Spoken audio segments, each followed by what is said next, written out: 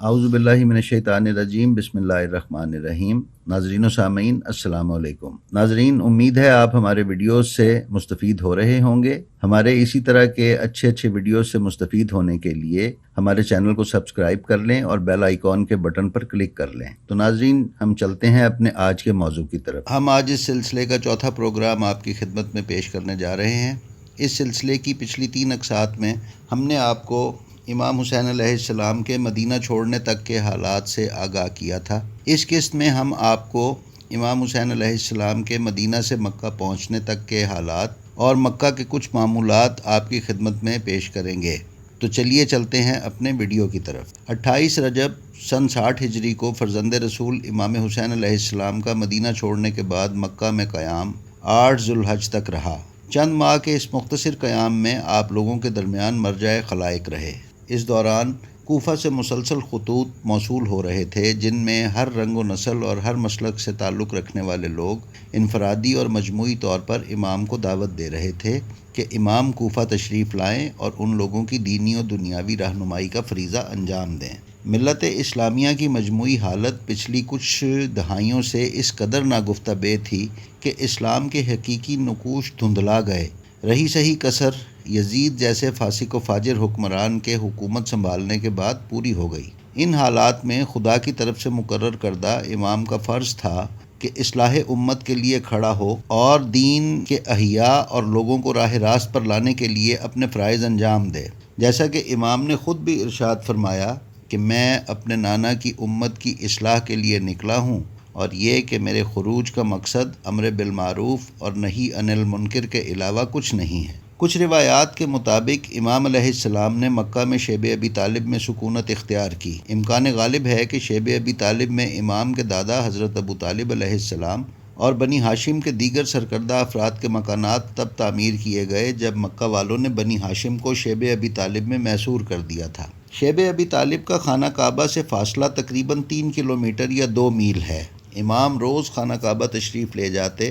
دور دور سے آئے لوگوں کے گروہ عمائدین اور معززین امام سے ملاقات کرتے اور تیزی سے بدلتے ہوئے سیاسی و سماجی حالات اور دینی معاملات میں بدعتوں پر اپنے تحفظات کا اظہار کرتے۔ امام جب اور جس قدر مناسب ہوتا اظہار خیال اور رہنمائی فرماتے اور پھر وقت گزار کر واپس تشریف لے جاتے۔ امام خاموشی اور صبر سے حالات کا جائزہ لے رہے تھے کہ آخر کار حج کا زمانہ آ گیا اور مکہ میں لوگوں کی ریل پیل بڑھ گئی۔ لوگوں کا امام علیہ السلام کے گرد تانتا بندنا شروع ہو گیا۔ اب ہم آپ کو دوسری طرف کوفہ کے حالات سے بھی کچھ آگاہی دیتے ہیں۔ تو آئیے چلتے ہیں اور دیکھتے ہیں کہ کوفہ کے کیا حالات تھے۔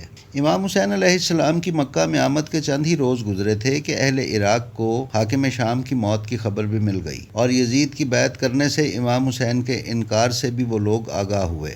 چنانچہ کوفہ کے لوگ سلیمان بن سرد خزائی کے گھر میں جمع ہوئے اور امام حسین کے لیے خط لکھ کر آپ کو کوفہ آنے کی دعوت دی۔ انہوں نے یہ خط عبداللہ بن صبا ہمدانی اور عبداللہ بن وال کے ہاتھوں مکہ روانہ کیا۔ ان دونوں افراد نے کوفیوں کا خط 10 رمضان المبارک کو مکہ میں امام حسین کو پہنچایا۔ پہلے خط کے 2 روز بعد انہوں نے قیس بن مسر السیداوی، عبد الرحمن بن عبداللہ بن کدن ارجعی اور عمارہ بن عبید سلولی کو 150 خطوط دے کر مکہ روانہ کیا۔ ہر خط پر 1 سے لے کر 4 افراد تک کے دستخط تھے۔ یہ سارے خطوط امام حسین کو کوفہ آنے کی دعوت پر مشتمل تھے۔ ان خطوط کے 2 روز بعد کوفیوں نے مزید خطوط 2 قاصدوں ہانی بن ہانی السبی اور سعید بن عبداللہ حنفی کے ہاتھوں امام حسین کے لیے روانہ کیے، اور ان خطوط میں بھی امام سے کوفہ آنے کی درخواست کی۔ دلچسپ بات یہ ہے کہ اموی حکومت کے حامیوں کے سرکردہ افراد شبس بن ربعی، حجار بن ابجر، یزید بن حارث بن یزید بن رویم، عزرا بن قیس، عمر بن حجاج زبیدی اور محمد بن عمیر تمیمی نے بھی امام کو خط لکھا اور آپ سے کوفہ آنے کی درخواست کی۔ امام نے اتنے سارے خطوط کا جواب دینے میں صبر و تحمل سے کام لیا، حتیٰ کہ ایک دن کوفیوں کی طرف سے 600 خطوط امام کو موصول ہوئے، اور اس کے بعد بھی متعدد خطوط یکے بعد دیگرے موصول ہوتے رہے، اور ایک روایت کے مطابق جب خطوط کی تعداد 12,000 تک پہنچی، جو کہ 2 خرجی گھوڑے کی زین کے ساتھ باندھا جانے والا بورا یا تھیلا ہوتا ہے ان میں تھے، تو امام حسین نے ایک خط لکھ کر ہانی بن ہانی السبیعی اور سعید بن عبداللہ حنفی کو دیا۔ اس خط میں آپ نے لکھا، میں اپنے بھائی، اپنے ابن جو کہ میرے لیے معتمد اور میرے اہل خاندان میں سے ہیں، کو تمہاری طرف بھیج رہا ہوں، اور میں نے ان سے کہا ہے کہ وہ تمہارے احوال، تمہارے امور اور تمہاری رائے کے بارے میں مجھے آگاہ کریں۔ اگر وہ لکھیں گے کہ اکثریت اور عقل مندوں کی رائے وہی ہے جو یہ قاصد مجھے بتا رہے ہیں، تو میں بہت جلد تمہاری طرف آتا ہوں۔ کچھ مورخین کے مطابق یہ خط امام نے جناب مسلم ابن عقیل کے ذریعے کوفیوں کو بھجوایا تھا۔ پھر امام نے جناب مسلم ابن عقیل کو قیس بن مسہر سیداوی، عمارہ بن عبد سلولی اور عبد الرحمن بن عبداللہ ارجعی کے ہمراہ کوفہ روانہ کیا۔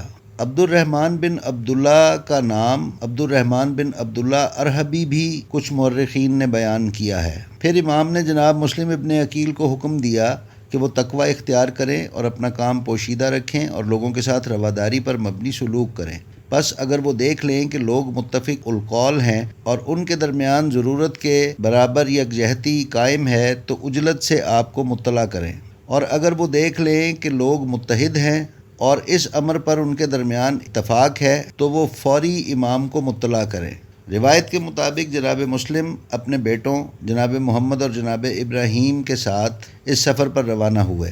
امام نے عراق کے سفر کا فیصلہ حضرت مسلم بن عقیل کی طرف سے اہل کوفہ کے دعووں اور وعدوں کی تائید و تصدیق سے مشروط کیا۔ جب جناب مسلم 5 یا 15 رمضان کو مکہ سے نکلے اور 5 شوال المکرم کو کوفہ پہنچ کر مختار بن ابی عبیدہ ثقفی کے گھر میں قیام پذیر ہوئے تو اس وقت اموی حکومت کا گورنر اور امیر کوفہ نعمان بن بشیر انصاری تھا۔ شیعان کوفہ جناب مسلم کی آمد سے مطلع ہونے کے بعد ان کے پاس حاضر ہوئے اور ان کے ہاتھ پر بیعت کی۔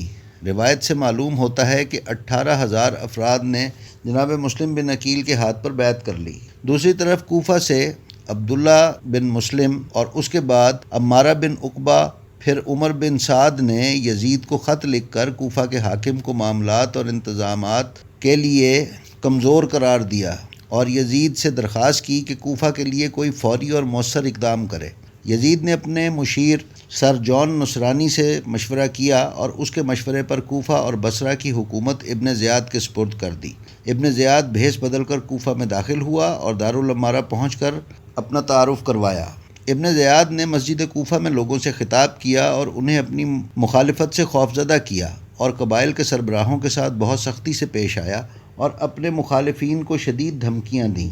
مسلم بن عقیل کو ابن زیاد کی آمد اور اس کے خطاب کی خبر ملی اور قبائل کے سربراہوں کے ساتھ اس کے سخت رویے سے جب جناب مسلم آگاہ ہوئے تو مختار کے گھر سے نکل کر ہانی بن عروہ مرادی کے گھر میں تشریف لے گئے اور وہاں انہوں نے پناہ لی۔ انہوں نے اپنا خط عابس بن ابی شبیب شاکری کو دیا اور ان کے ذریعے اس خط کو امام حسین کو بھجوایا، جس میں انہوں نے لکھا کہ 18,000 افراد نے میرے ہاتھ پر بیعت کی ہے، میرا خط وصول کر کے آنے میں عجلت کریں۔